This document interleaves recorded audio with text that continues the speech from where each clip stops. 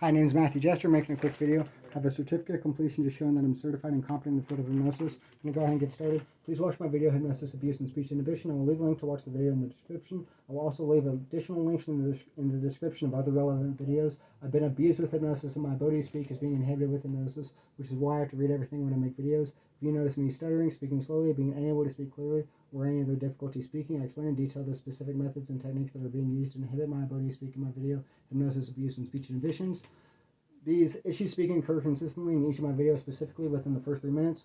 The hypnosis inhibiting my ability to speak is often very noticeable throughout my videos, and I will leave a list of the various hypnotic commands that are specifically being used to inhibit my ability to speak that can be recognized by body language, facial expressions, tone of voice, and speech patterns in the description. And I'm going to go over some, just another introduction. This video is going to be about hypnosis depriving me of sleep. Since I was hypnotized to inhibit my ability to speak, I began compensating for the hypnotic speech impairment by writing what the hypnosis was inhibiting me from saying. In order to prevent me from compensating for the hypnotic speech impairment by writing, I was hypnotized to inhibit my ability to write. I noticed that if I had a witness around or if I was recording myself, it limited how much the hypnosis was able to inhibit me without being too noticeable, so I began recording myself writing. In order to prevent me from compensating for the hypnosis inhibiting my ability to write by recording myself writing, I was hypnotized to become sleep deprived, specifically before important deadlines, to impair my ability to adapt and compensate as much as possible. One specific example of this was being hypnotized to replicate all the symptoms of sleep deprivation without being sleep deprived, as a method of concealing the cognitive impairment being caused by hypnosis, to decrease resistance to post-hypnotic suggestions, and to prevent other people from recognizing the abuse and the hypnotic impairment. I only experienced the fabricated symptoms of sleep deprivation caused by hypnosis whenever I resisted post-hypnotic suggestions, which is abnormal since the presentation of sleep deprivation symptoms are usually relatively consistent. I'm going to go over some variables that can influence the credibility of the allegations I'm making regarding abuse and hypnosis before I start with the sleep deprivation. Similar to how variables are taken into consideration in a scientific experiment, there are 3 different types of variables in a scientific experiment: independent, dependent, and controlled. Independent variable, that is what's being studied. Independent variables are intentionally changed in an experiment to compare results, for example, a placebo versus a medication. So the independent variable would be the placebo or the medication. Those will be changed intentionally to compare the placebo and the medication. Dependent variable, the results of the experiment. For example, the efficacy of the independent variable, so the efficacy of the placebo or the efficacy of the medication. In that example, controlled variable, ensuring control of any other variables that could alter or change the results. So an example of that would be other medications being taken. And there is no singular variable that can cause every abnormal phenomena I'm experiencing other than hypnosis. I'm going to go ahead and just show a few clips of some examples of hypnotic speech impairment. These are some of the most severe examples I have. The presentation almost actually looks like tardive dyskinesia or Tourette syndrome, although I don't have either of those conditions.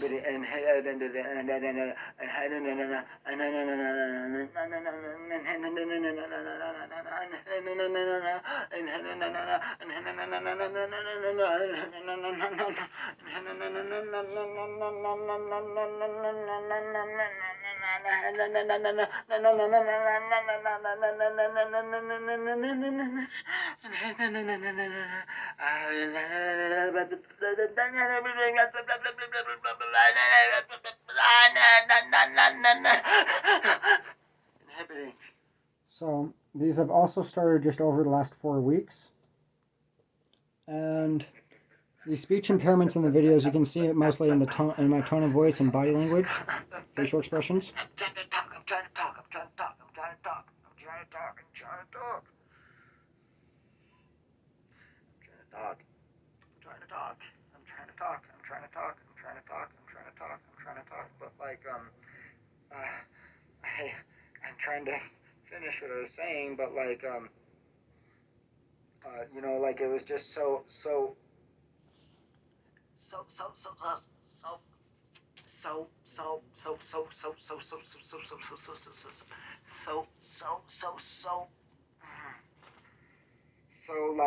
disturbing, actually, right? That the people put that type of seal on in the first place on me, right? Like intentionally knowing, like this guy is trying to like save some innocent children from dying, and we're gonna stop him. Okay. So, any questions of or doubts of my integrity as well? I also have a 23-minute hypnotic speech impairment compilation video on YouTube. I'll be posting a link to that in the description.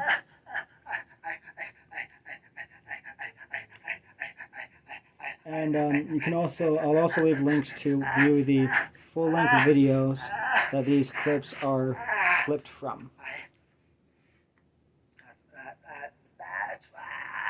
That's what I mean.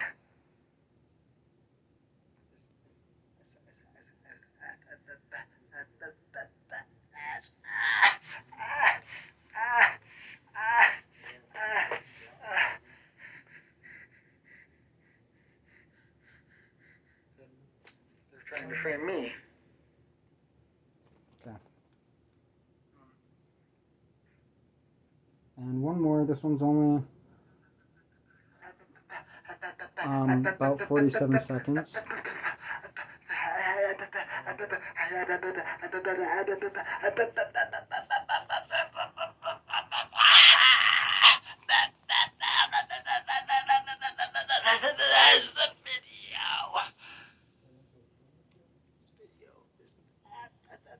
That's the video. Okay, anyways, I'll go ahead and just get started to finish this with the rest of the video. I'm going to go over some variables that can influence the credibility of the allegations I'm making regarding abuse and hypnosis, similar to how variables are taken into consideration in a scientific experiment. There are 3 different types of variables in a scientific experiment: independent, dependent, and controlled. So I already actually went over that, I believe. I haven't actually. The independent variable is what is being studied. Independent variables are intentionally changed in an experiment to compare results, for example, a placebo or a medication. A dependent variable are the results of the experiment, for example, efficacy of an independent variable or efficacy of a placebo or medication. Control variable, so ensuring control over any other variables that can alter or change the results, so that could be other medications, for example. And I'll go ahead and just get started with finishing this up. I hope I didn't reread that because of the hypnosis. The primary method of concealing the presentation of hypnosis and invalidating allegations of abuse and allegations of hypnosis was instilling the false belief that uncontrolled variables caused the anomalies that were actually caused by hypnosis. This was a form of psychological manipulation and abuse called gaslighting, which involves invalidating and questioning a victim's beliefs, reality, and sanity. To ensure my credibility, I have ensured that all other variables are controlled as much as possible and cannot be falsely credited for the elicitation of the hypnotic effects, very similar to controlling variables when conducting scientific experiments. So I'm going to go ahead and go over some of these variables. These are going to be known as control variables. Mental illness such as bipolar 1 and 2 or schizophrenia cannot cause motor tics or vocal tics like you saw in the video as symptoms.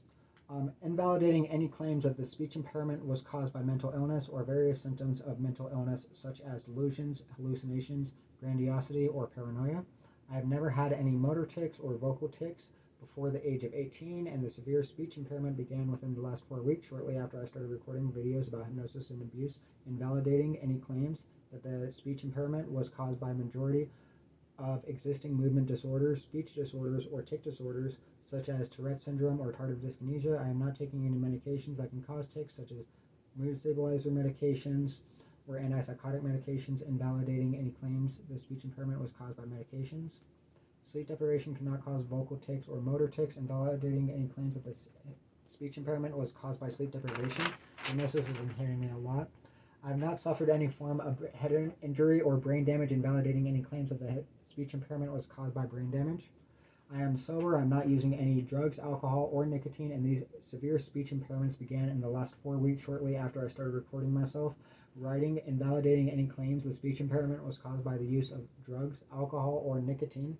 Hypnosis can induce motor tics and vocal tics, and hypnosis can also induce involuntary speech impairments. The other possible variables I just reviewed are controlled and invalidated, resulting in hypnosis being the only valid variable that can scientifically explain the involuntary speech impairment, vocal tics, and motor tics. I have worked for multiple different call centers for several years, which is a reliable sample of adequate speech capacity and capability without hypnotic speech impairment. The sample could be used to distinguish the variance in speech capacity and capability caused by the independent variable of hypnotic impairment. And then I think I might have actually skipped one, maybe. Very likely.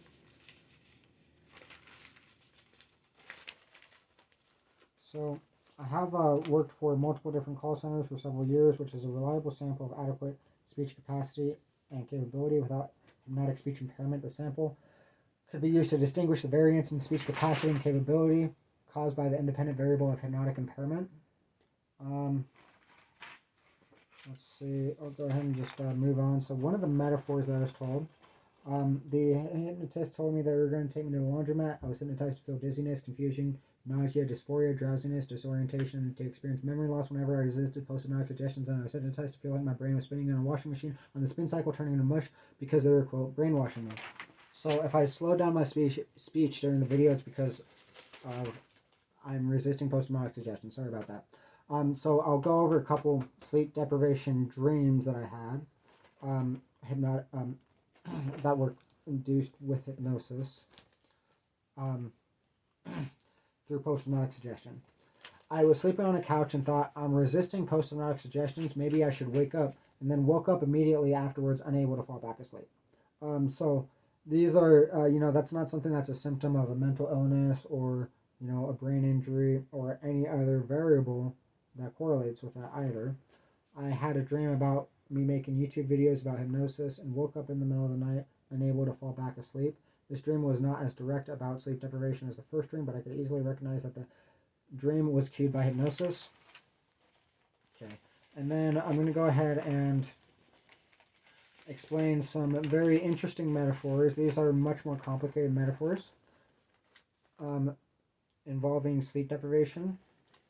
So, I was told that I was given therapy for the eating disorder I developed after finding my friend's dead body, and that I was given aromatherapy with an essential oil while hypnotized in the emergency room by the social worker to conceal evidence of the eating disorder. I was also hypnotized to think that my dead friend smelled fragrant, like a smell, a sense of smell, olfactory, which was cued right before eating to deter me from eating.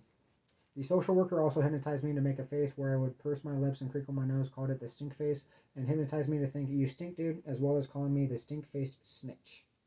I was also threatened that they were going to use my innocence regarding my dead friend, McKay Cody James, to try to make Donald Trump look innocent and then frame me for it.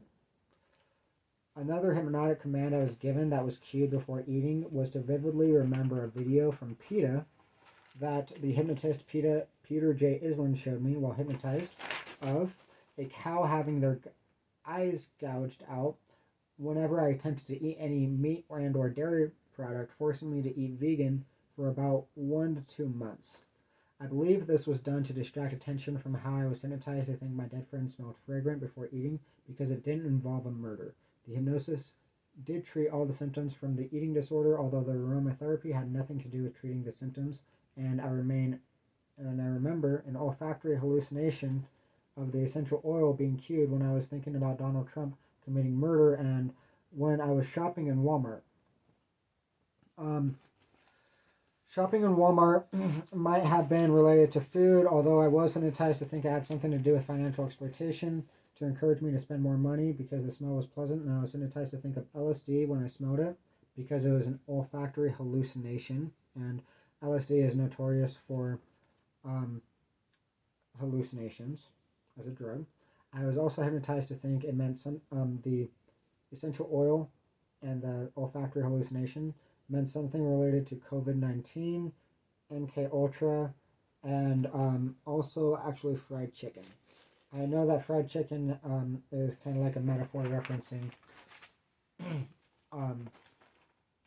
LSD because there is a slang terminology for LSD called fry. So moving on, this is going to be a metaphor called about.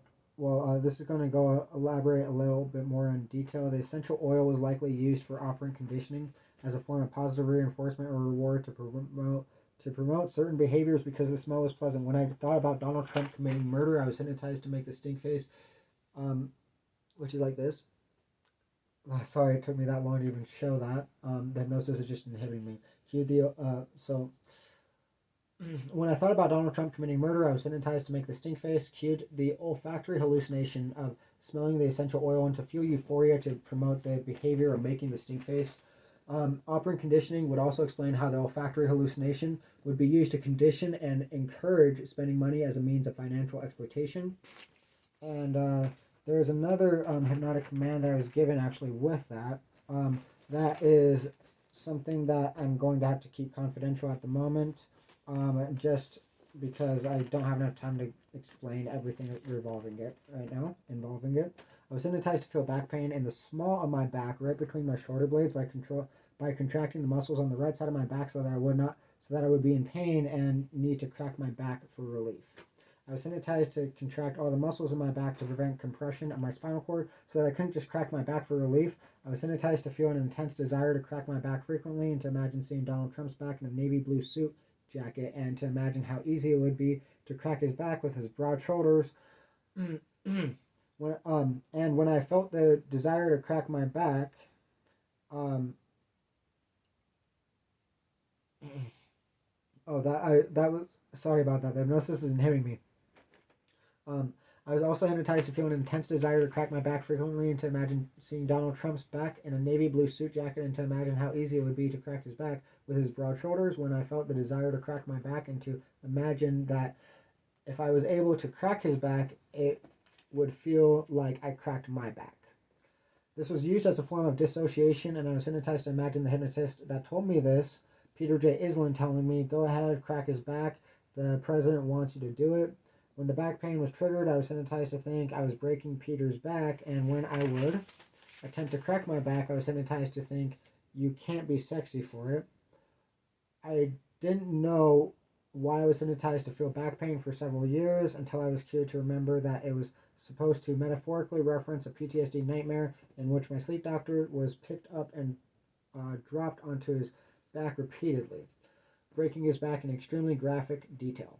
This specific nightmare was the most vivid and graphic nightmare I've ever had, and since the nightmare was about sleep deprivation, this was used to relate the breaking my back metaphor to hypnotic sleep deprivation. I was hypnotized to think breaking their back had several different meanings, including talking to my mom was breaking their backs because she's got my back.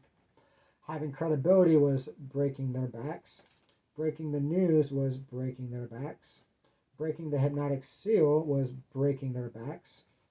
Putting Donald Trump in prison was breaking their backs. Investigating Donald Trump for murder was breaking their backs. Breaking the hypnotic laws they made for me was breaking their backs. I describe what this means in detail in my video, Hypnosis, Abuse, and Speech Inhibition, because the hypnotic commands they told me were like hypnotic laws I had to follow, and breaking the jail was breaking their backs.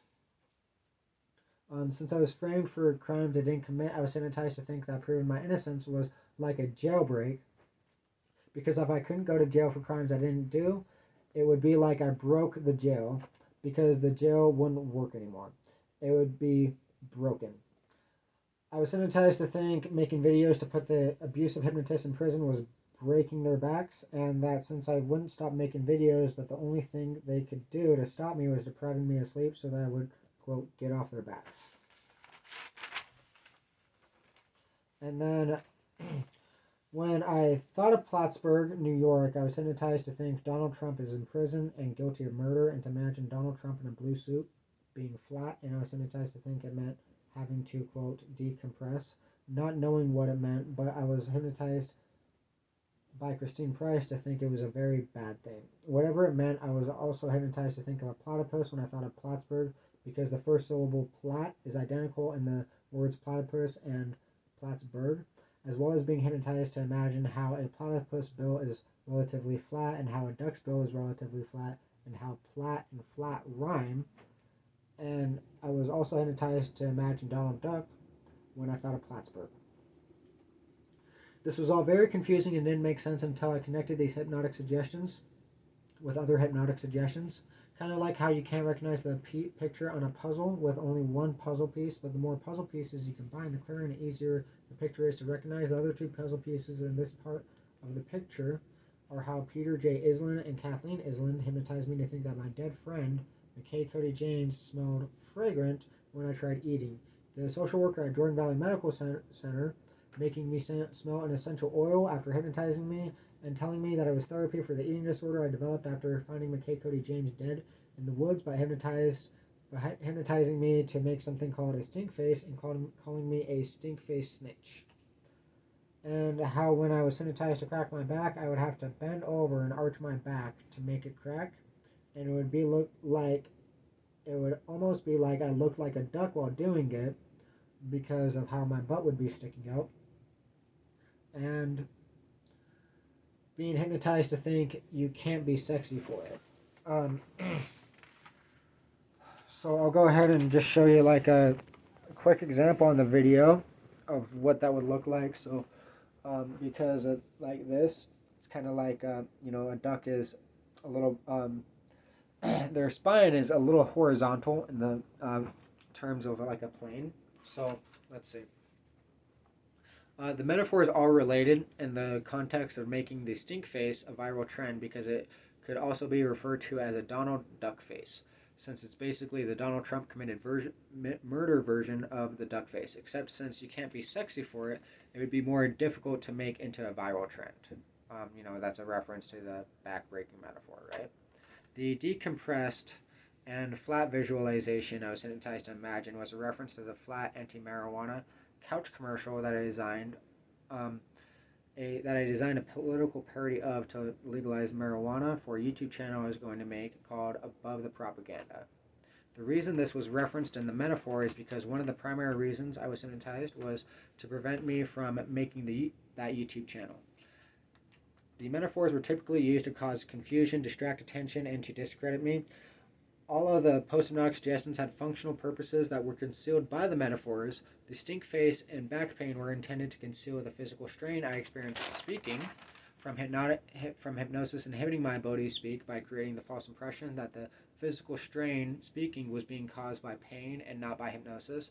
I was also told that the stink face was supposed to deepen wrinkles, forming dark circles underneath my eyes, and to make it look like I was on drugs or mentally ill or sleep deprived. The back pain was used as a form of punishment to deter certain behaviors, specifically whenever I tried to finish something quickly by increasing the amount of pain felt, the faster I attempted to finish, and while writing and speaking was used to attempt to allow the hypnosis to inhibit me undetected.